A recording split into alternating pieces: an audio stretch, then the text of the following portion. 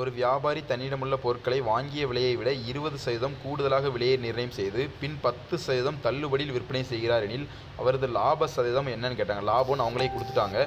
இப்போ வந்து என்னென்னா, ஒரு ஆள் வந்து ஒரு பொருளை வாங்கி 20% கூடுதலாக ப்ரைஸ் ஃபிக்ஸ் பண்ணுறாரு. அதுக்கப்புறம் 20% வேண்டாம் அப்படின்னு சொல்லிட்டு 10% குறைச்சிடுறாரு. அப்போ லாப சதவீதம் என்னென்னு கேட்டிருக்காங்க. எல்லாருக்கும் தோன்றது எப்படின்னா, ஃபஸ்ட்டு 20% வாங்கியிருக்காரு, அதுக்கப்புறம் 10% குறைச்சிட்டாரு. அதனால் 10 தான் ஆன்சர் வரும் பார்ப்பீங்க. ஆனால் 10 கிடையாது.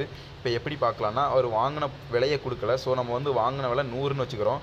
100 ரூபாயில் 20% கூட்டுறாரு. அப்போ 100 போட்டிங்கன்னா 100க்கு 100 அடிபட்டுருச்சு. அப்போ 20 ரூபா கூட்டுறாரு. 100 ரூபாயில் 20 ரூபா கூட்டினா 120 ரூபான்னு வருது. அதுக்கப்புறம் 10% குறைச்சிடுறாரு. இப்போ 10% குறைச்சாரு அப்படின்னா 1 0 1 0 1 0 1 0 12 ரூபா குறைக்காரு. இப்போ 120 ரூபாயில் 12 ரூபா குறைச்சாங்கன்னா 108 ரூபா வருது. யாருக்குனே அவர் வாங்கின விலை வந்து 100 ரூபா. அப்போ 8 ரூபா கூட வருது. அப்போ 8% அவர் கூட வச்சு விற்காரு. இந்த 8% எப்படி போடுறதுன்னா, 100ல் இருக்கிறதால அப்படியே எடுத்துக்கிறோம்.